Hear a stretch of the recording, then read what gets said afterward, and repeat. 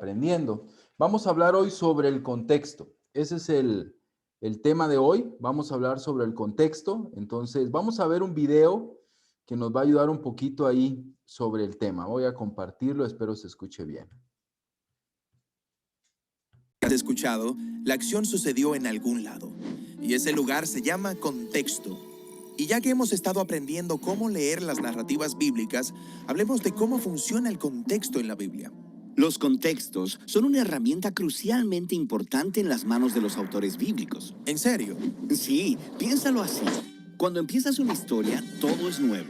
El argumento y los personajes son un misterio hasta que las cosas suceden. Sí, no tenemos idea de qué esperar. Excepto que los autores pueden usar el contexto de una historia para que viene. ¿Cómo así? Bueno, digamos que nuestra historia comienza en un tribunal. ¿Qué crees que sucederá? Yo espero una historia de crimen y justicia.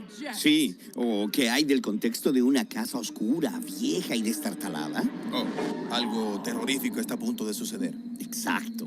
Entonces, los contextos evocan recuerdos y emociones porque otras historias que conoces han sucedido en lugares similares.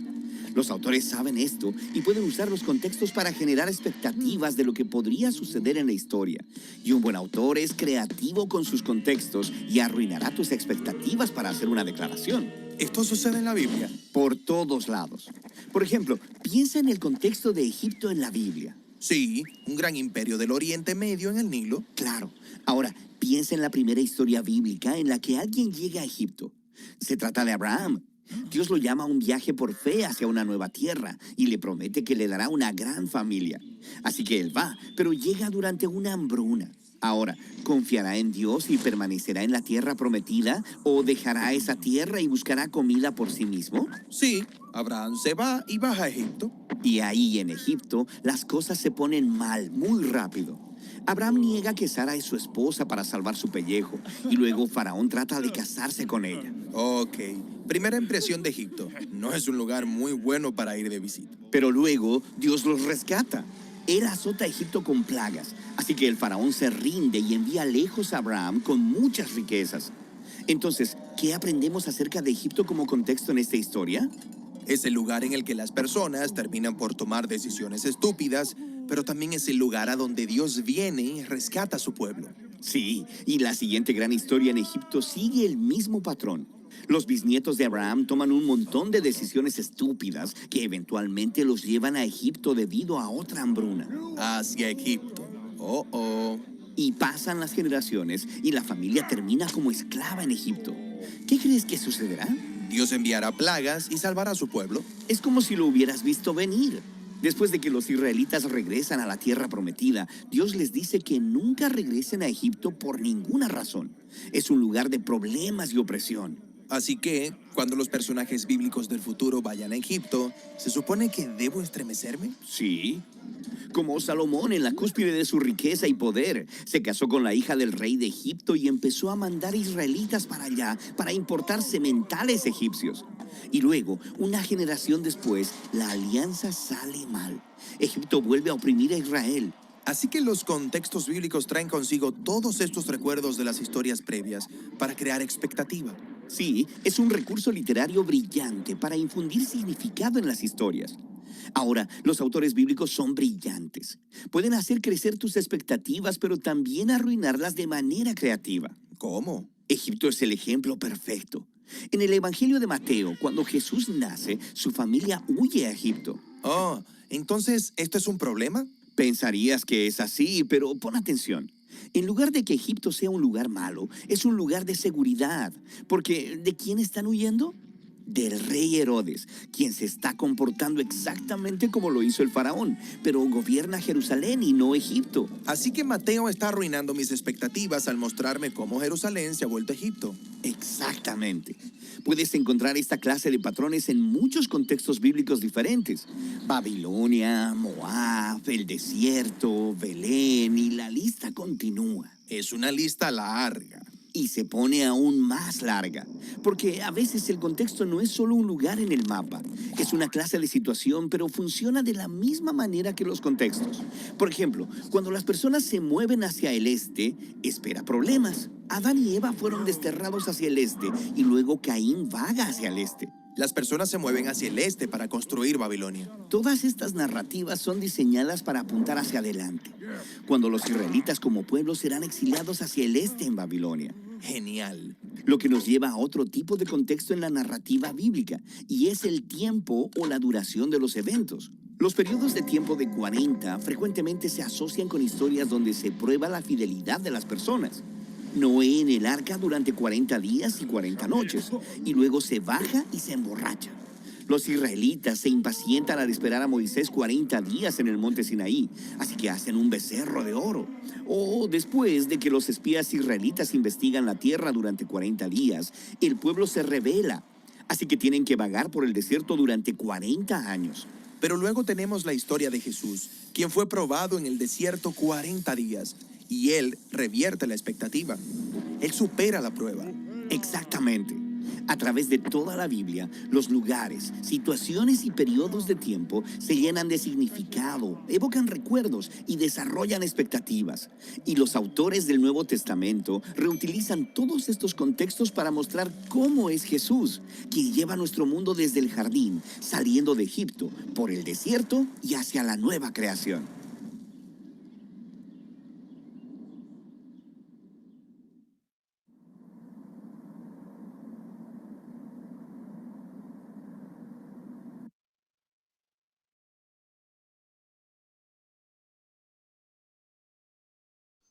Vemos en este video un poquito de la importancia, ¿verdad?, del contexto, de cómo el comprender el contexto nos va a ayudar en la narrativa bíblica.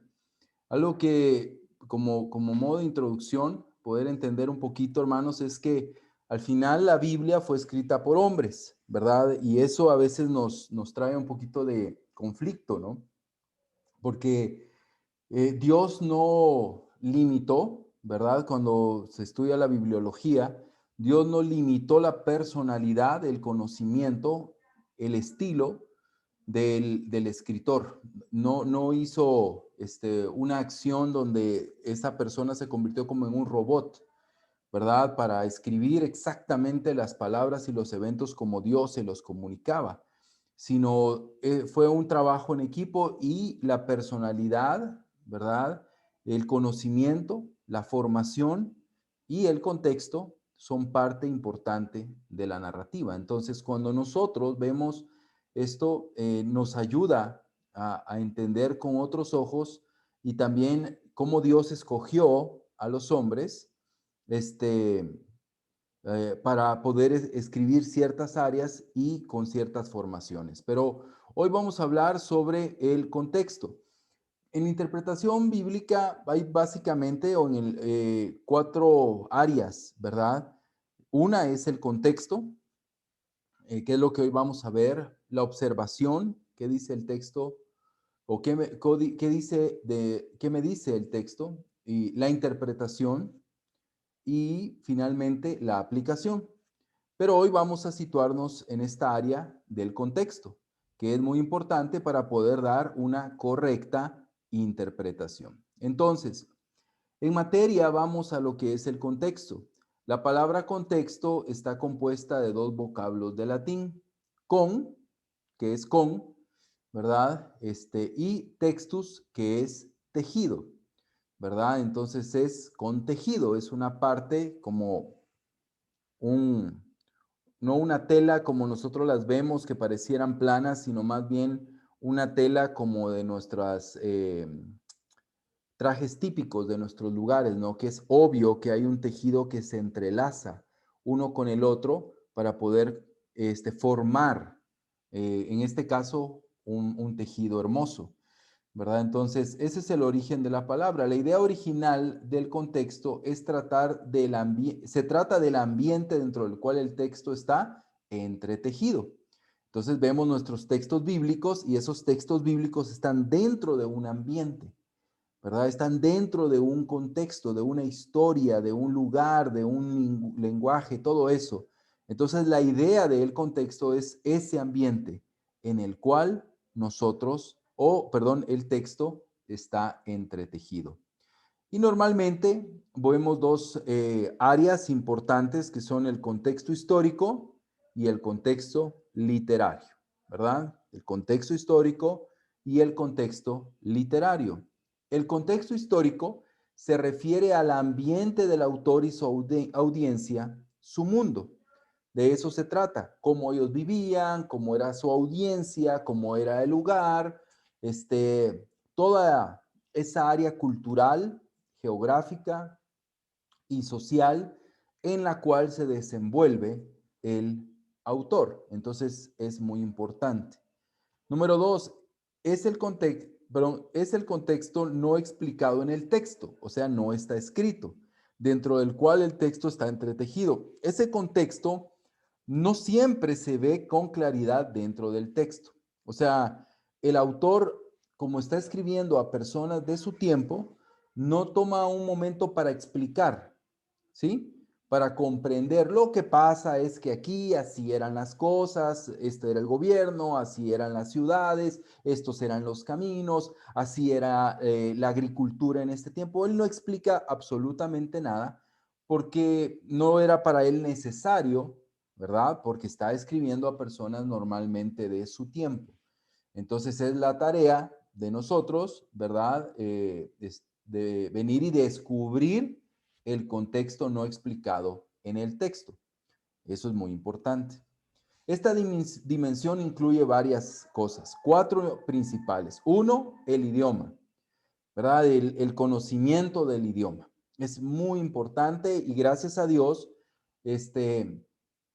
aunque es importante aprender idiomas bíblicos, pero para muchos hoy no es necesario el 100% por las herramientas con las que contamos, pero el manejo y el uso del idioma en ese tiempo y entender un poco ahora los giros idiomáticos y toda la parte del idioma principalmente, obviamente los idiomas bíblicos, es muy importante para entender el contexto histórico, la geografía, cómo eran los lugares, ¿verdad? Porque hablas, subía a Jerusalén y cuando uno ve el mapa era para abajo, ¿verdad? Entonces, ¿cómo está? ¿Será que se contradice la Biblia? Entonces, conocer la geografía del lugar nos va a ayudar, ¿verdad? La cultura, cómo era la cultura, ¿verdad? ¿Qué era, cómo se desenvolvía la sociedad en ese tiempo? La historia, ¿verdad? ¿Cómo es la historia? ¿Qué estaba sucediendo en ese momento? Entonces, todo esto lo vemos en el contexto histórico.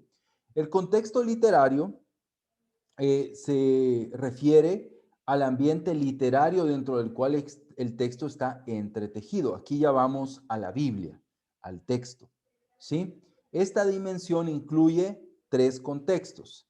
El contexto canónico, el lugar del libro bíblico dentro del resto de la Biblia. ¿Cuál es su papel, su lugar dentro del resto de la Biblia? El contexto lejano, el lugar de la sección dentro del libro bíblico entero, ¿sí? Y el contexto inmediato, el lugar de la sección dentro del párrafo, ¿verdad? O párrafos que lo rodean. Aquí esta imagen nos ayuda un poquito. El texto canónico tiene que ver con toda la Biblia. Y vamos así en esos círculos, ¿verdad? De mayor a menor, ¿sí? De mayor a menor. Y este es un giro que nos va a ayudar también y lo vamos a ver más adelante. Entonces, el contexto canónico vemos nuestro texto dentro de la Biblia. ¿Qué papel lleva? Dentro del testamento, ¿verdad? Luego dentro de los libros similares, parecidos, dentro de los libros del mismo autor, ¿verdad? Hasta llegar al libro, ¿sí? Entonces esto nos puede ayudar a entender el contexto canónico. Es como toda la cosmovisión bíblica. Recuerdan que en la clase que vimos de Evis Carballosa le preguntaban a él, ¿cuál es el contexto bíblico? ¿Puede darme el contexto de la Biblia? ¿Verdad? Entonces es ese contexto canónico donde vemos toda la Biblia en su contexto, porque es importante eso, porque la Biblia tiene que tener esa concordancia. Un texto no puede contradecir a otro, ¿verdad? No puede ir o una interpretación de un texto no puede contradecir a otro. Entonces el conocimiento de toda la Biblia nos ayuda. Luego vemos aquí que aterriza en el libro y eso nos lleva al contexto lejano. ¿verdad? O remoto también le llaman. El contexto lejano es ahora ver nuestro texto dentro del libro. Digamos, un texto de Segunda de Reyes, que vamos a ver más adelante como ejemplo. ¿Cuál es la parte? ¿Cuál es su papel dentro del libro? Luego podemos verlo dentro de la división, porque dentro del mismo libro hay una división, sobre todo en los libros que son más grandes, pero todos tienen una división, un bosquejo. Y luego vemos que esa división me lleva a una pequeña sección. ¿Cuál es la parte de esa sección?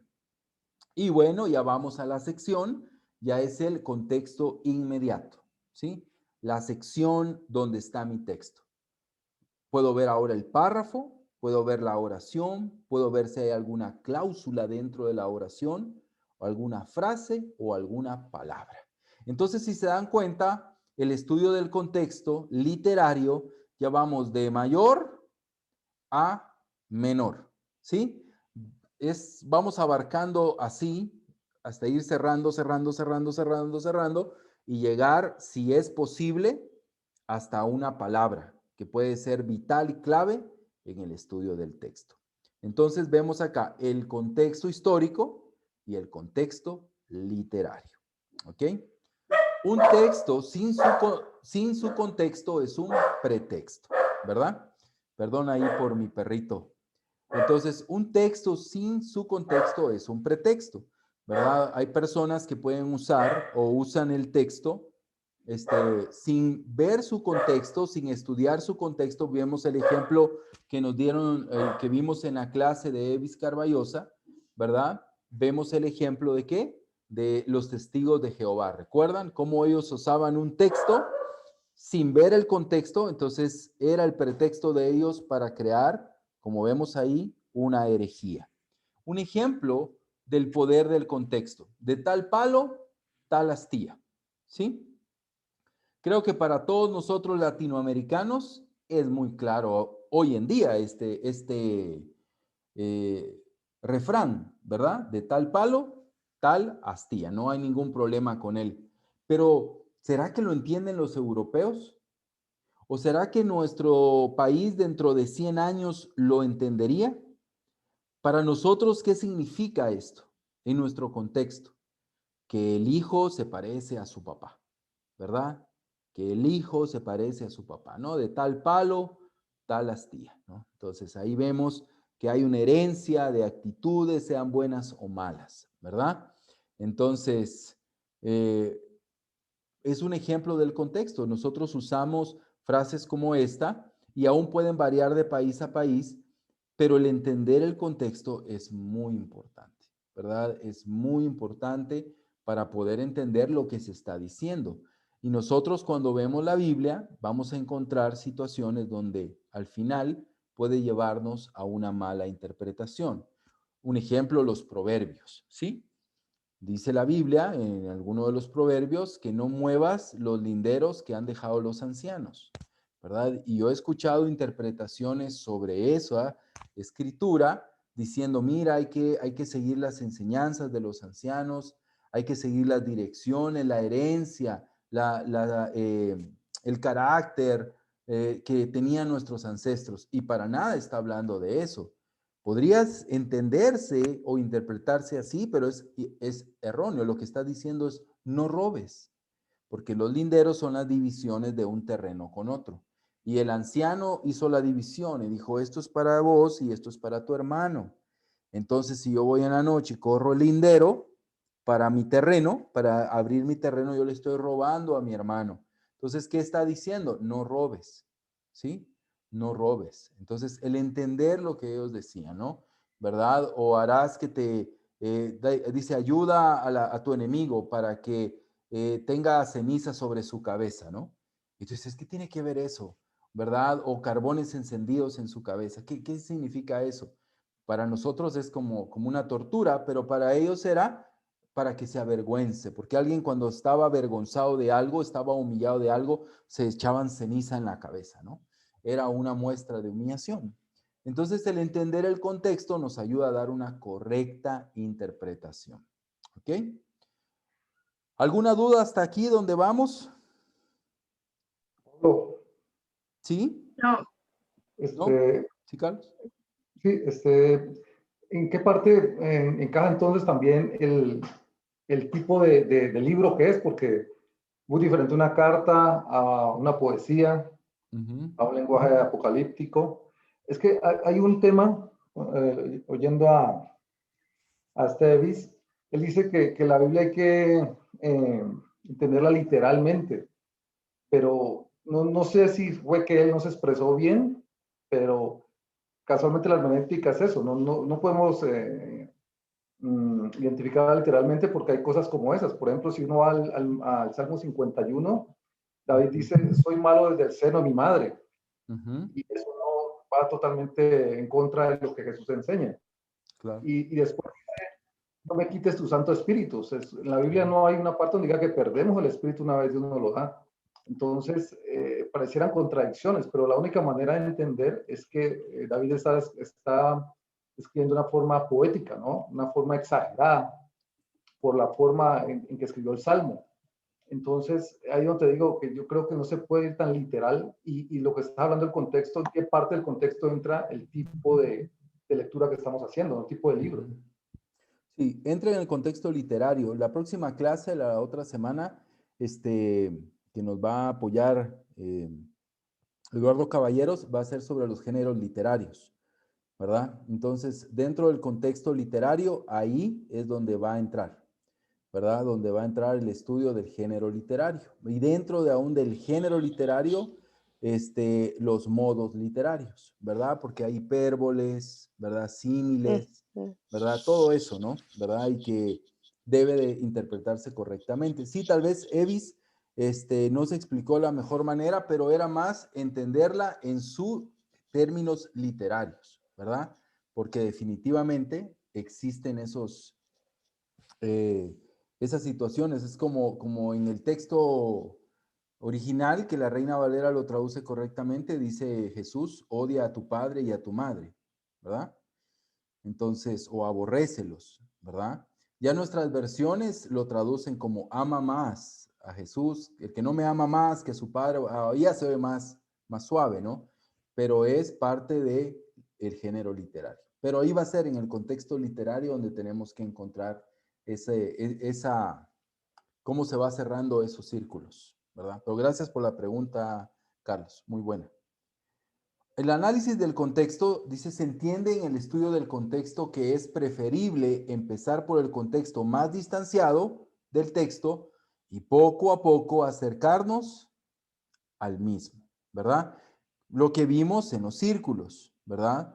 Vamos a empezar desde acá, desde el contexto canónico, y vamos a ir cerrándonos, ¿verdad? Hasta acá, ¿verdad? Vamos a ir haciendo un viaje desde el contexto más amplio hasta ir cerrándonos, y en estos, ahí es donde vamos a poder encontrar ese viaje hacia el contexto inmediato. Entonces, es básicamente lo que vemos acá. Vamos a ir, y hoy vamos a ver un ejemplo. Recuerde que estudiamos el contexto porque queremos identificar la intención del autor en cada pasaje y lo más que podamos ponernos en la piel del autor y su audiencia. Lo más fácil es comprender su intención, ¿verdad?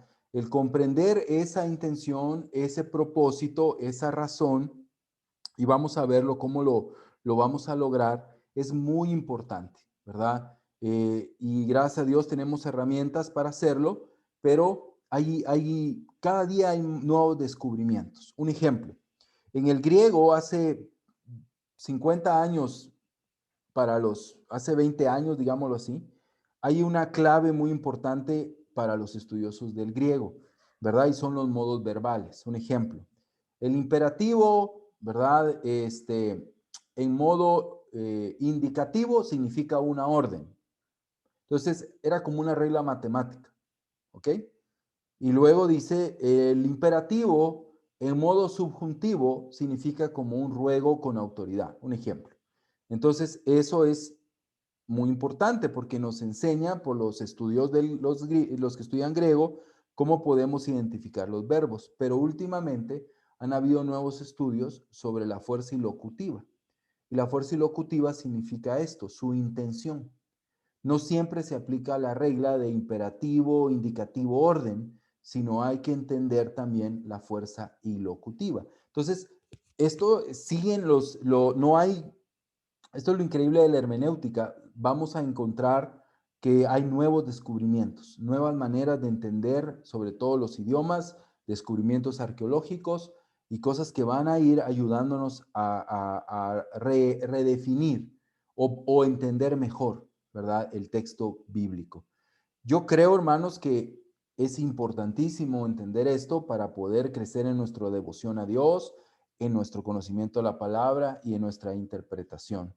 Pero creo que es muy importante también hacer el paréntesis que para encontrar la salvación, pues no se necesita saber mucho del contexto.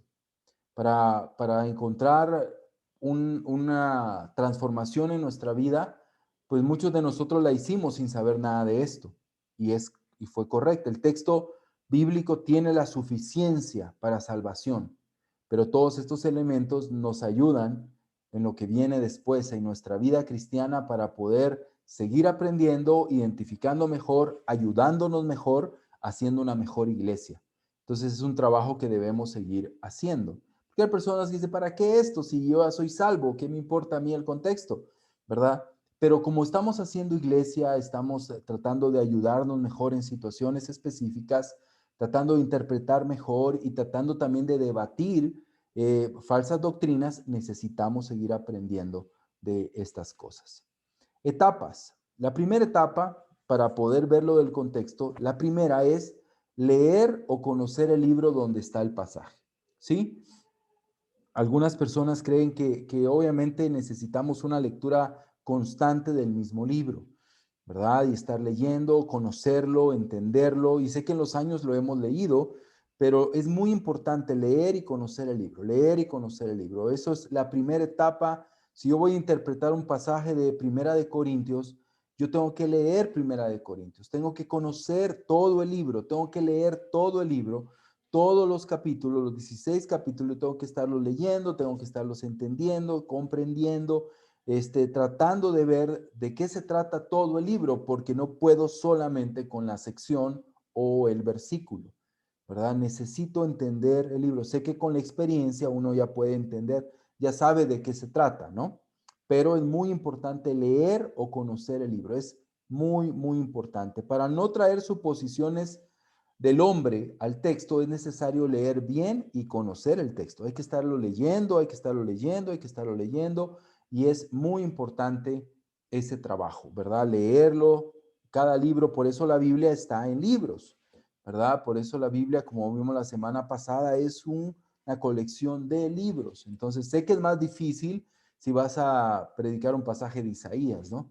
Leer Isaías está difícil, ¿no? ¿Verdad? Los 66 capítulos, unas 3 veces antes de estudiar el pasaje puede ser bastante complejo, pero son algunos libros los que nos traen esa dificultad y podríamos acortarlos entendiendo las secciones, pero en su mayoría va a requerir del conocimiento del libro, ¿verdad? De estarlo leyendo, leyendo, leyéndolo y familiarizándonos con el texto. Cuando más leemos, más leemos, más leemos, más podemos ir entendiendo, abriendo nuestros ojos, viendo nuevas cosas.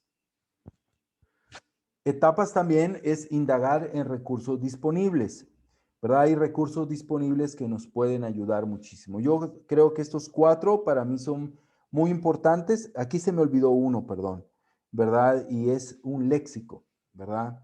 Un léxico bíblico, ¿verdad? Aquí se me olvidó, lo voy a corregir, ¿verdad? El poder tener un léxico bíblico. Entonces, ¿qué vemos? Diccionarios, son importantísimos los diccionarios.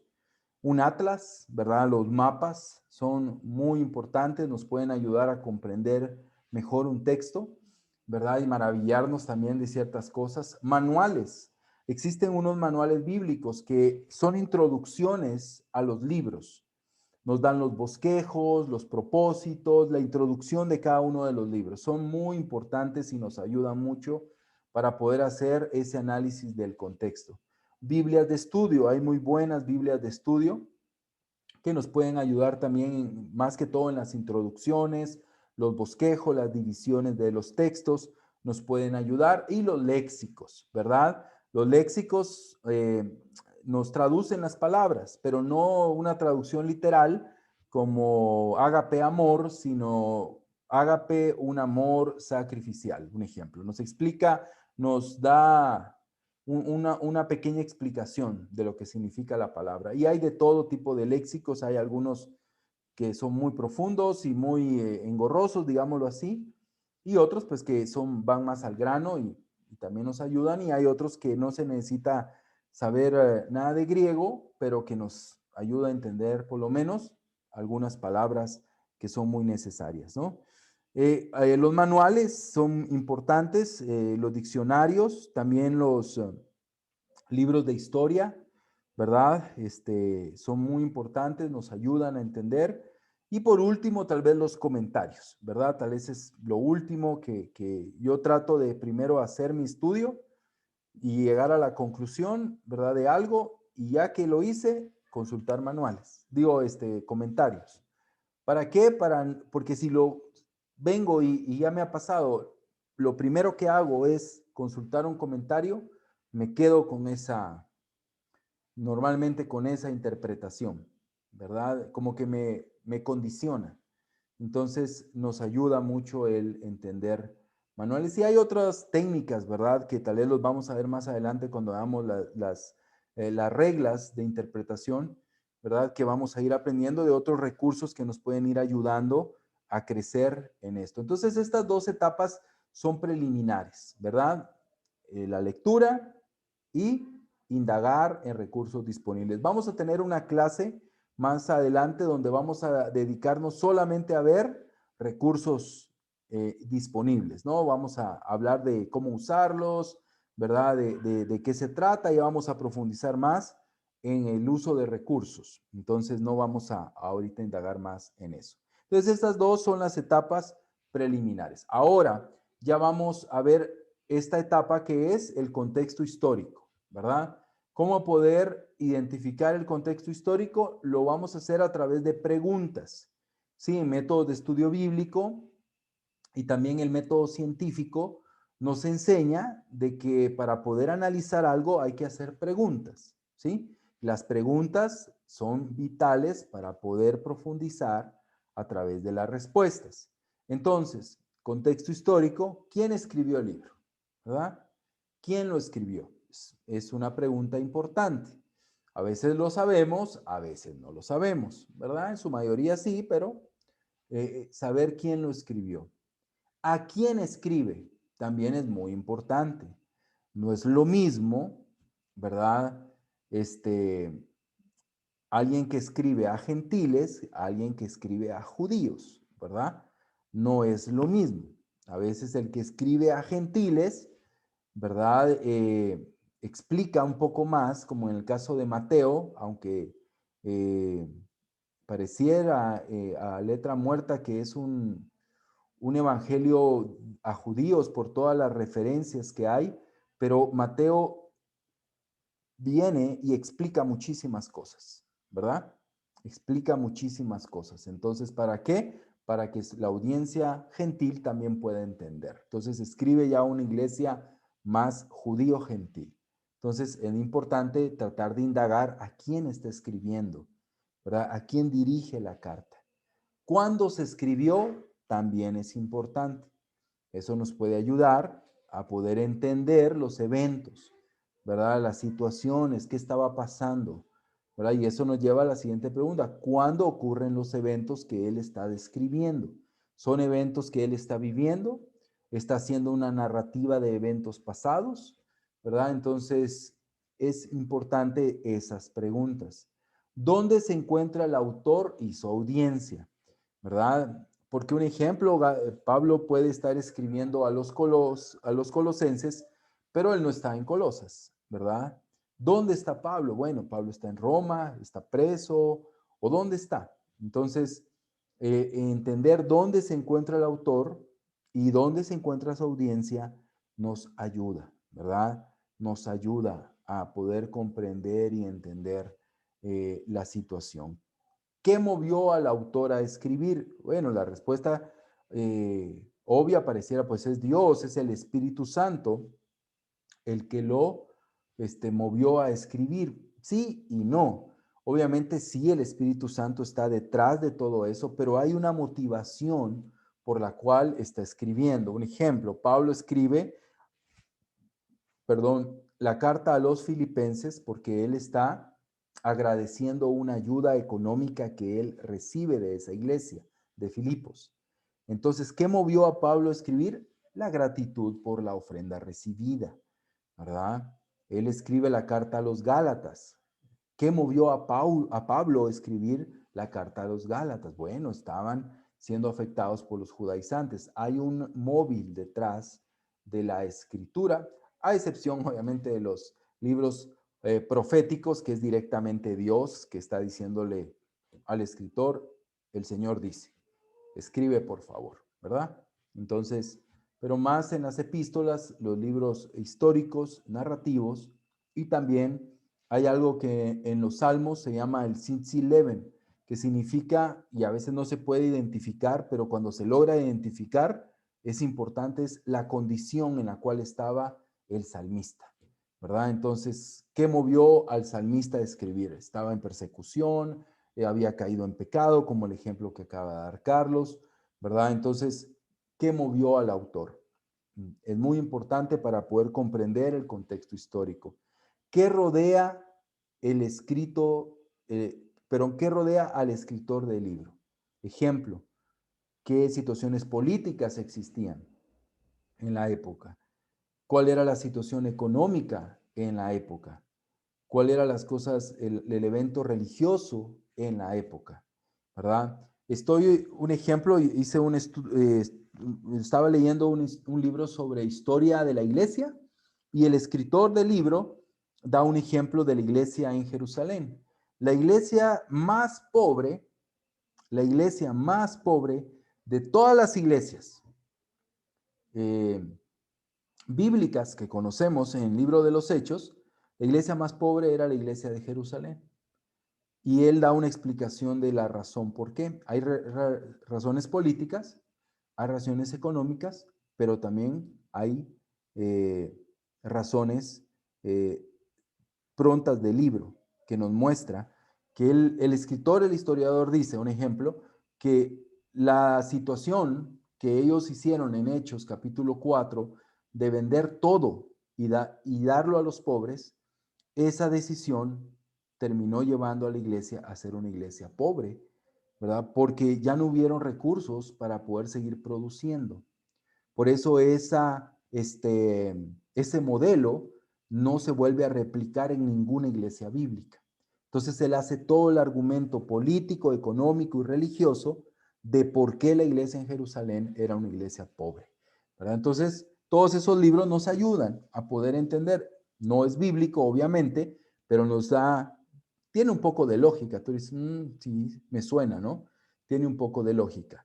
Pero el conocer todos esos eventos nos ayuda muchísimo para comprender el contexto histórico. Eso no lo podemos hacer en la Biblia.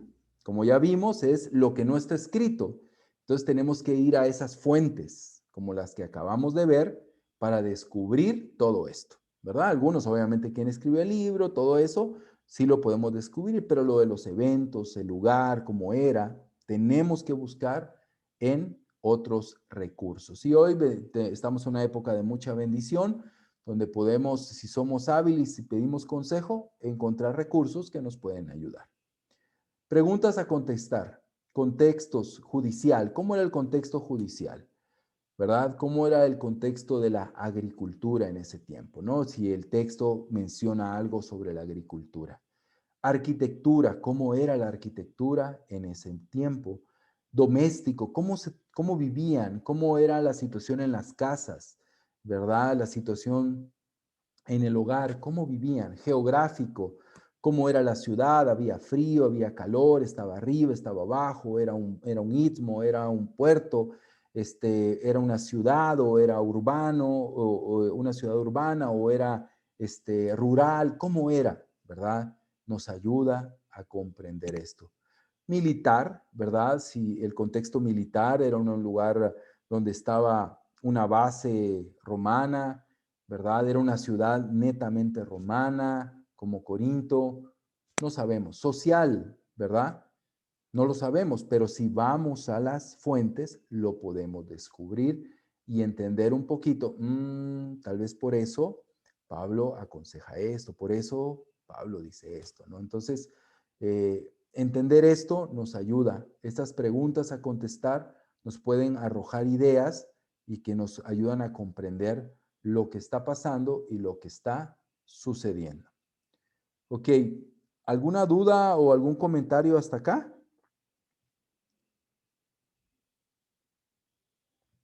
Paulo, una Sí. consultita. En el caso de los contextos, por ejemplo, en el judicial, en Ujú. eso se basaría, yo qué sé, las leyes antiguas, o por ejemplo, en el contexto de la agricultura y todos esos contextos, ¿de dónde se podría obtener información? Pues hay mucha, ¿no? ¿Verdad? Un ejemplo en el caso de las cartas de Pablo, pues está el derecho romano, ¿no? ¿Verdad? Entonces ahí hay un aspecto judicial. Te voy a dar un ejemplo. El libro de Filemón, ¿verdad? Eh, Filemón es el amo y Onésimo el esclavo. El esclavo le roba o hace algo en contra del amo. Entonces vamos a la ley romana, ¿verdad? Al derecho romano, nos hace ver que Filemón podía matar si él quisiera, a Onésimo. Entonces hay un asunto judicial ahí, ¿verdad? O llevarlo a tribunal. Por eso Pablo intercede por él. ¿Cómo lo hace? Por medio de una carta. También eso es parte del aspecto social. ¿Cómo lo descubrimos? Igual, ¿verdad? A través de fuentes de historia romana, que es lo que más ahí está entretejiéndose en lo que está sucediendo en el caso de Filemón. ¿Verdad? Entonces ahí nos puede ayudar el derecho romano, ¿verdad? También en las partes culturales, ¿verdad?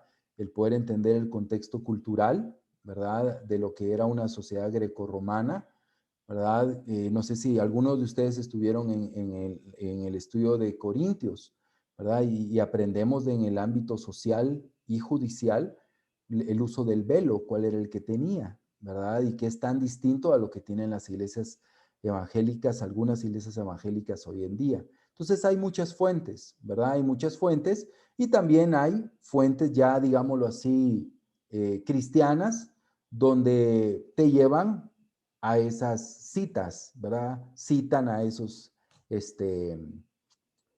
fuentes históricas, judiciales, romanas, legales, ¿verdad? Entonces, es importante ahí el poder entender. Yo, un ejemplo, hay muchos libros sobre derecho romano, ¿verdad? Y ahí te ayuda mucho a entender algunos de los aspectos culturales que vemos en la Biblia, ¿verdad? Entonces, ahí podemos ir en algunas de esas fuentes y el caso de Onésimo, ¿verdad? Cómo Pablo trabaja eso desde una perspectiva judicial. O sea, Onésimo lleva una carta, es una carta abierta que tenía que leer frente a todos. O sea, hay tantas cosas que donde Pablo está respetando las leyes y no está yendo encima de la autoridad de Filemón. Entonces, hay todo un respeto en medio de todo eso. Entonces, conocer eso obviamente nos hace sentir muy inspirados, ¿no? De ver cómo todo eso se va haciendo de una manera ordenada, ¿verdad? Y no solo Pablo dice, no, quédate conmigo, ni siquiera le dice a Onésimo, quédate conmigo, aquí no te va a pasar nada. No, él lo manda, ¿verdad? Respondiendo a las leyes. Entonces, es bien interesante ese aspecto, ¿verdad? También, perdón, hay libros sobre usos y costumbres, ¿verdad? Yo no sé si tengo alguno, pero lo voy a buscar y tal vez lo podemos ver. Hay libros sobre usos y costumbres y esos también nos ayudan a saber cuáles serán las costumbres, los usos de algunas cosas o situaciones en las épocas bíblicas. También eso nos ayuda bastante, ¿verdad? Gracias, Paulo. De nada, de nada. Entonces aquí vemos el contexto histórico. Ahora vamos al contexto canónico. Entonces ahorita ya vamos a entrar al contexto literal, ¿verdad? ¿Qué es lo que la Biblia nos dice? ¿Verdad? ¿Qué es lo que el texto bíblico nos dice? ¿Verdad? Y cuando hablamos, como decía Carlos, del aspecto literal no significa letra muerta, ¿verdad? Sino al texto. Pensar e indagar cómo se relaciona el texto con el resto de la Biblia. ¿sí? Tengo que tener más o menos una idea, ¿verdad? De cómo este texto se relaciona con el resto de la Biblia para no dar una mala interpretación. Entonces tengo, obviamente, que conocer la Biblia. O sea, yo por lo menos tengo que haber leído la Biblia completa, ¿verdad? O sea, si ya, obviamente si alguien tiene tal vez 6 meses en la fe, tal vez no lo ha hecho, pero después del primer año en la fe, deberíamos de haber ya leído la Biblia completa y yo trato de esforzarme por leerla por lo menos una vez al año, ¿verdad? Entonces, pero tratar de entender cómo el texto se relaciona con el resto de la Biblia. ¿Cuál es su papel dentro del resto de la Biblia, verdad? Y eso nos va a ayudar los manuales, nos va a ayudar algunos de los recursos. ¿Cuál es la razón? A veces el mismo libro no lo dice, ¿verdad? Allí directamente o indirectamente el mismo libro no lo muestra, ¿verdad?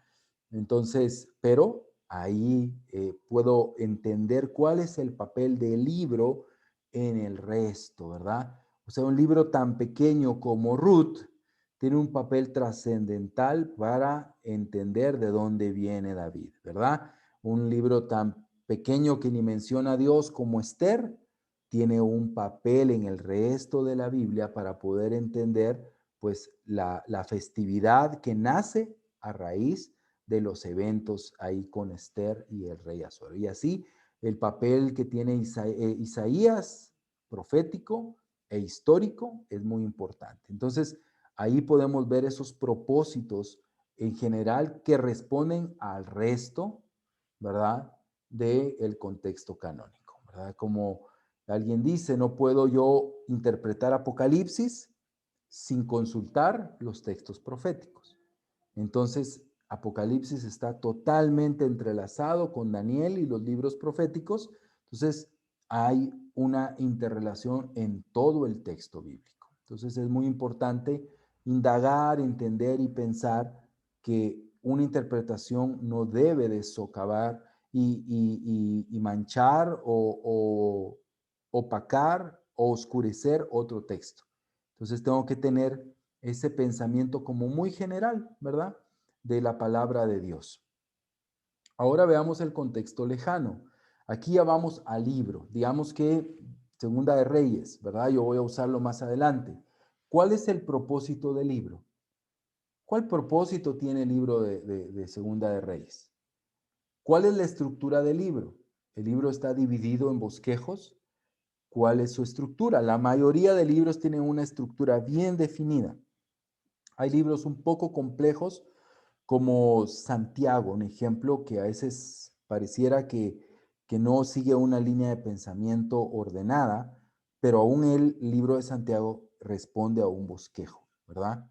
¿Cómo se ubica el texto dentro de la estructura? Ok, ya encontré el propósito del libro, el primer círculo, ¿cuál es? El libro, su razón.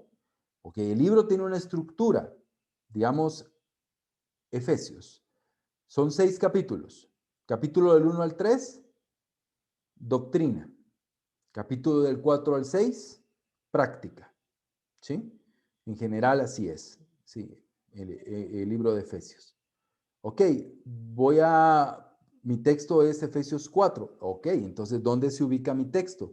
Dentro de esta estructura, en la parte práctica del libro. Ok, entonces, ¿cómo se ubica mi texto dentro de la estructura? Ok, responde a esta parte, obviamente, a la parte doctrinal, con una manera de vivir práctica. Entonces, yo tengo que ver esas partes dentro del texto, ubicarlos bien para no predicar o interpretar fuera del contexto. Voy a dar un ejemplo. El propósito del libro de Hechos, aunque esto te va a parecer un poco eh, raro lo que te puedo decir, pero el propósito del libro de Hechos nunca fue dar doctrina, nunca. No es el propósito del libro de Hechos. No, no es un libro teológico. Aunque hay teología, no es un libro teológico. Es un libro histórico. El propósito de Lucas no fue dar doctrina, ¿verdad? Dar teología, sino contar los eventos. Entonces algunas personas creen que sacar doctrinas que solo están en el libro de los Hechos, pero que no están de acuerdo con otros libros, es una mala interpretación porque no cumple con el propósito por el cual el libro fue creado. El libro de Hechos es descriptivo, no prescriptivo. Entonces, el entender el propósito del libro me puede ayudar, ¿verdad? Recuerda la intención del autor. ¿Cuál fue la intención? La intención de Lucas fue, las iglesias deben de vender todo y dárselo a los pobres. ¿Esa era la intención de Lucas? ¿O simplemente describir lo que sucedió, ¿verdad? Describir lo que sucedió, contar lo que sucedió y no que eso se convierta en una doctrina que todas las demás iglesias deben de replicar, ¿verdad? Entonces, todo eso me lleva a entender ese contexto lejano. Cuando hablo de contexto lejano es dentro del mismo libro. Fuera del mismo libro ya es un contexto canónico, ya incluyo varios libros, pero dentro del mismo libro es el contexto lejano. Es dentro del libro, pero es lejano porque no está dentro de la estructura. Contexto inmediato. El contexto inmediato se compone de la idea anterior o posterior. Ese o es importante, ¿verdad? Porque no significa siempre anterior y posterior. Puede ser, pero a veces es solo anterior o a veces es solo posterior del texto que estamos estudiando, ¿verdad? Entonces ese contexto inmediato se compone de la idea anterior o posterior del texto que estamos estudiando. Los versículos que están antes y los versículos que están después, ¿verdad? Importante no dejarse llevar por la división de párrafos de la Biblia. Hay que leer con detenimiento, ¿verdad? Es muy importante esto. ¿Por qué, hermanos? Porque la Biblia, estas divisiones, ¿verdad? Que ustedes ven acá, en letritas negras, no sé si la logran ver, estas divisiones no están en el texto bíblico original, ¿verdad? No están en ninguno de los manuscritos. Estos fueron puestos por hombres, ¿verdad? Estos fueron puestos por los editores de la Biblia. Entonces, no debemos de dejarnos guiar por las divisiones, ni siquiera por las divisiones de capítulos. ¿Por qué? Porque la división de capítulo me puede hacer pensar, esto ya es otra cosa. Aquí ya está hablando de otra cosa, pues ya punto y aparte, ¿verdad? Cambió de tema. Pero aún los versículos y los capítulos no están en los textos originales. Esos fueron puestos por personas, ¿verdad? Y se lo agradecemos a ustedes porque ¿qué sería de nosotros, verdad? Fue muy hábil, pero la intención puede jugarnos la vuelta, ¿no? ¿Verdad? Entonces, es muy importante el poder entender que parte de los textos tienen que ver con una u otra. Un ejemplo, el capítulo 13. Cuando leemos Primera de Corintios 12, habla sobre los dones milagrosos. Y luego, punto y aparte, capítulo 13. Entonces, nosotros ya hablamos del amor. El amor todo lo puede, todo lo soporta. Amémonos, qué lindo. Pero ahí está, esa división nos hace perder el enfoque, porque realmente el capítulo 12 y 13 están hablando de lo mismo, de los dones, solo que él está mostrando un camino mucho mejor, la aplicación de los dones, pero con el amor. No está hablando de otra cosa. Entonces aquí ya empezamos a hablar del matrimonio, que ámense, que aguántense, que en la iglesia tenemos que amarnos. Amén, es cierto, pero debe de leerse bajo el contexto de los dones, ¿verdad? Que los dones deben de aplicarse con amor. De eso está hablando. Pero ese cambio del capítulo 12 a 13 nos puede engañar, ¿verdad? Nos puede confundir y pensar, bueno, aquí a Pablo está hablando de otro tema y no está hablando de otro tema, porque se dan cuenta que luego en el 14 vuelve a hablar de los dones, porque nunca se fue del tema. Él siempre se mantuvo en el tema, pero muy pocas veces yo escucho que alguien interpreta 1 Corintios 13 y tiene a los dones milagrosos dentro de su interpretación, porque pareciera como que este himno al amor fue puesto ahí, ¿verdad? Y no tiene nada que ver con el texto ni anterior ni posterior, entonces eso es imposible. Entonces tiene que leerse en su contexto. Entonces es importante no dejarse llevar por la división de párrafos de la Biblia, hay que leer con detenimiento, ¿verdad? Hay que leer con detenimiento. A veces me descubro eso, ¿no? Y yo digo, no, aquí esta parte Tiene una conexión muy directa, es parte de la misma sección. Entonces, el trabajo de identificación del contexto es ciencia y es arte. Y recuerden, arte significa lo voy a poder ir mejorando con la práctica. Las primeras veces me voy a quedar corto, las primeras veces me voy a quedar en la luna, las primeras veces me va a ser un poco difícil, pero al irlo practicando con humildad y con mucha oración, pues definitivamente el arte va a ir llegando y voy a poder interpretar mejor los textos de una manera más humilde, ¿verdad? Con precisión, diciendo, lo que el autor dijo fue esto. Lo que él quiso decir fue esto, ¿verdad? Lo que estaba pasando en ese tiempo fue esto.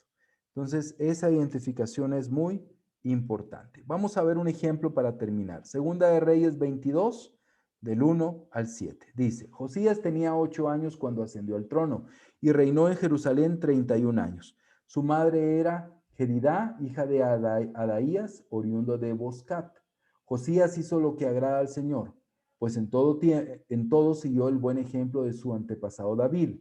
No se desvió de él en el más mínimo detalle.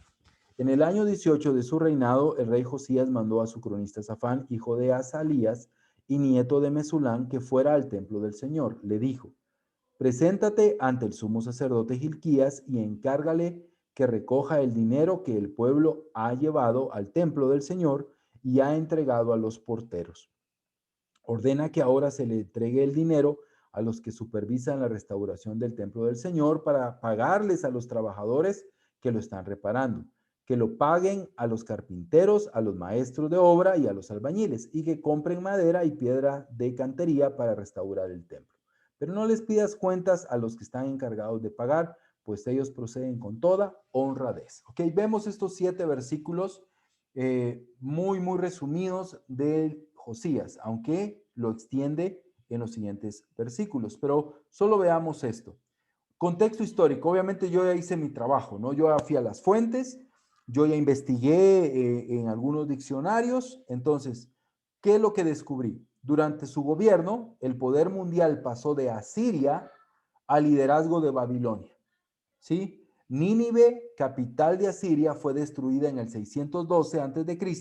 y el imperio asirio cayó en el 609. Okay, obviamente yo ya hice todo ese trabajo, ya lo identifiqué, entonces Josías se sitúa a partir del año 609 a.C., ¿sí? Ya no era Asiria el líder a nivel mundial, sino ya el poder, el liderazgo mundial pasó a manos de Babilonia. Hay una transición mundial entre Asiria y Babilonia. Contexto canónico. Primero y segundo de Reyes provee un registro de la historia de Israel. Aquí vemos los propósitos, todas las preguntas que hicimos. Desde los preparativos para que Salomón ocupara el trono de David hasta el final del reinado de Sedequías, último rey de Judá. Sedequías reinó hasta que el sobreviviente reino del sur fue capturado y los gobernadores babilonios se hicieron cargo de Palestina. En los libros de Reyes se puede distinguir 3 periodos importantes de la historia de Israel. La monarquía unida, durante el cual Israel y Judá estuvieron unidos bajo el reinado de Salomón, tal como en los tiempos de Saúl y David. Número 2, la monarquía dividida, desde la rebelión de Israel contra la soberanía de los reyes judíos hasta que Asiria llevó cautivo a Israel. Ojo, aquí hay una segunda etapa. Y la tercera etapa, el reino sobreviviente, el registro de lo que sucedió a Judá desde la deportación de Israel hasta su propia caída y su exilio en manos de los babilonios.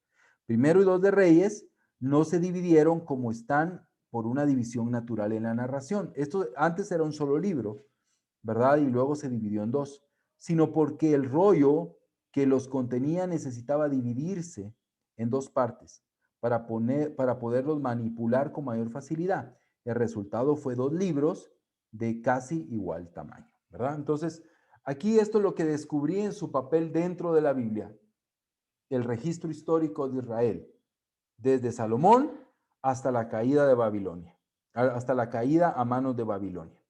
3 etapas, el Reino Unido, que fue muy breve, que termina con Salomón, el reino dividido, desde la rebelión de Israel contra la soberanía de los reyes judíos hasta que Asiria llevó cautivo a Israel. ¿Recuerda el contexto histórico?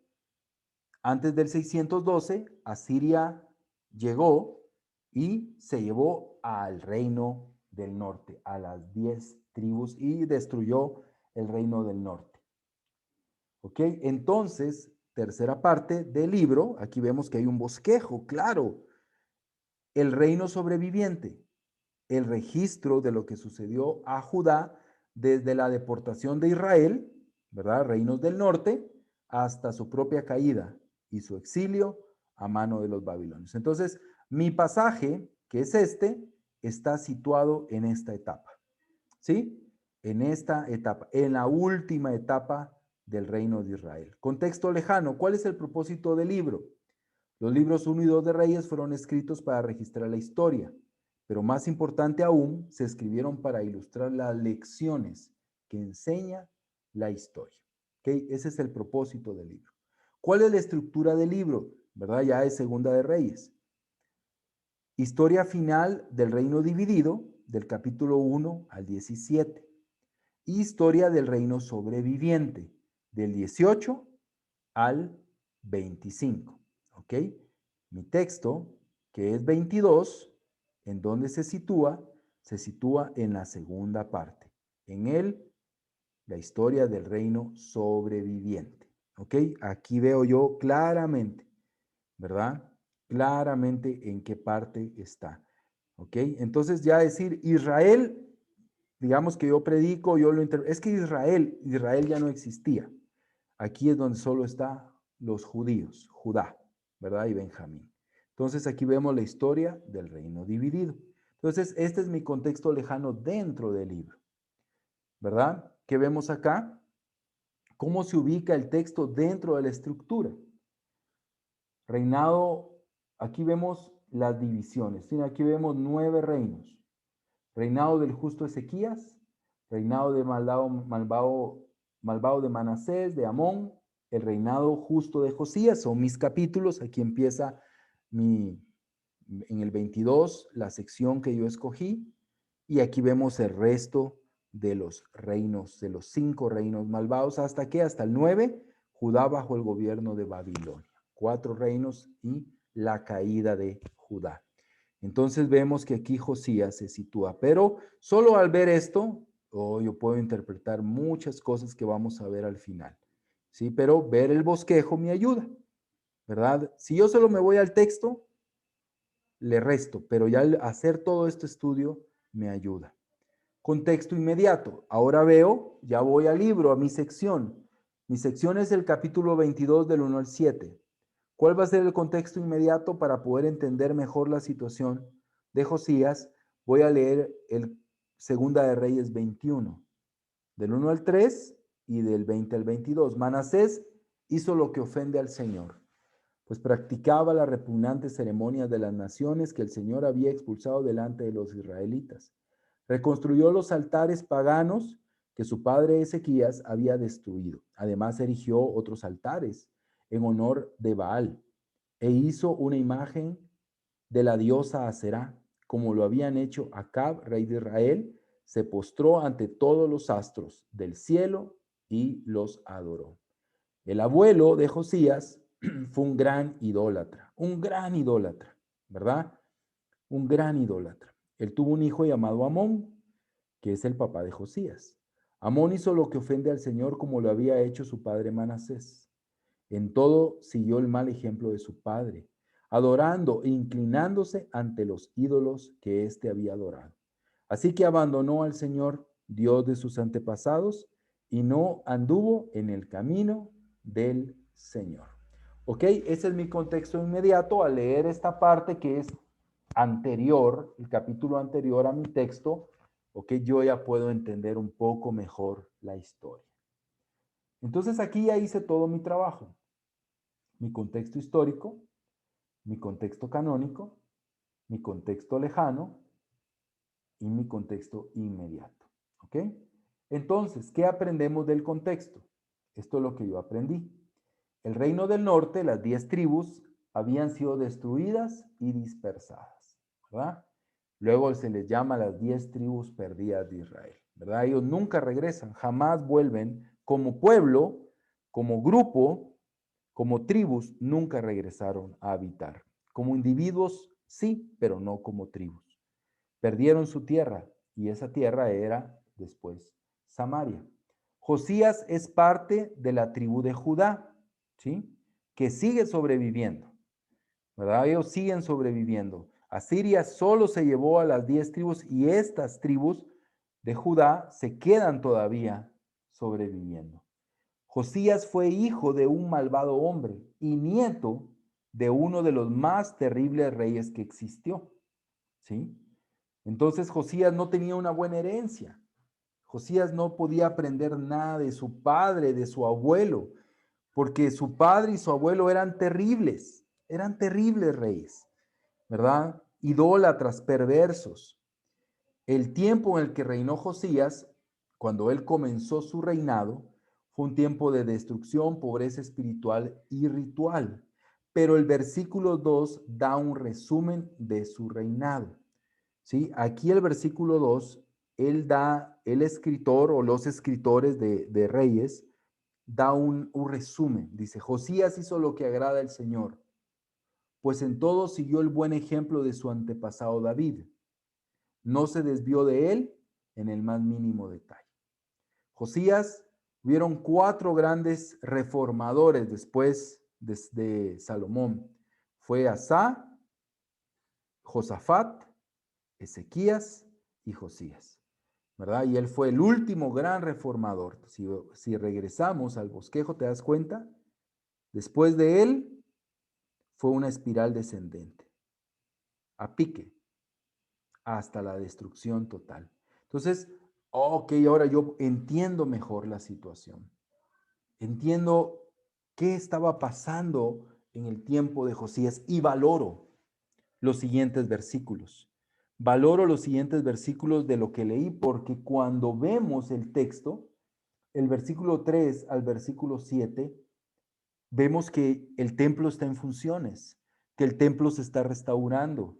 Vemos que los que dirigen el templo y las reconstrucciones eran personas honradas. Versículo 7 dice, no les pidas cuentas a los que están encargados de pagar, pues ellos proceden con toda honradez.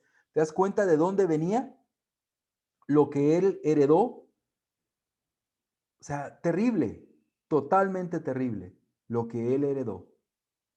Y mira cómo a partir del versículo 3, porque el versículo 2 es como una bisagra donde da el resumen, el versículo 3 en adelante cuenta toda la historia positiva, cómo él había transformado un reino que heredó lleno de idolatría y de perversión a un reino que ya había honradez, que había integridad, que el templo tenía un lugar prominente, que estaba siendo reconstruido, reparado más bien, y ya más adelante vemos que él encuentra el libro de la ley con justa razón, porque el Señor se lo había mostrado. Entonces, esto es un ejemplo de lo que podemos aprender, hermanos, con el contexto, ¿verdad? Con el estudio del contexto, ¿verdad? Podemos aprender de un pasaje, podemos ir viendo a través de esas herramientas cómo poder lograr entender.